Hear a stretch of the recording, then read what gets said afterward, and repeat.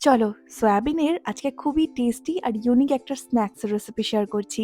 বানাচ্ছি সোয়া কাবাব, যেটা খেতে দুর্দান্ত টেস্টি লাগে আর বানানো খুবই ইজি। তো প্রথমে এখানে নিয়ে নিয়েছি সয়াবিনগুলোকে একটু গরম জলে ভিজিয়ে রেখেছিলাম, তারপর জলটা চেপে বার করে একটা মিক্সার জারের মধ্যে নিয়ে নেব। এবার সয়াবিনগুলোকে আমি একটু গ্রাইন্ড করে নেব যাতে কিমা মতো হয়ে যায়। তারপর গ্রাইন্ড করা হয়ে গেলে একটা পাত্রের মধ্যে নিয়ে নিচ্ছি। এবার এর মধ্যে দিয়ে দেবো একে একে পেঁয়াজ কুচি, ক্যাপসিকাম কুচি, কাঁচা লঙ্কা কুচি, আদা রসুন কুচি, একটু ধনেপাতা কুচি, স্বাদ মতো নুন, একটু হলুদ গুঁড়ো, লঙ্কার গুঁড়ো, সামান্য একটু চিকেন মশলা দিচ্ছি, একটু গরম মশলা, 2 চামচের মতো বেসন দিয়ে ভালো করে এটাকে মেখে নেব।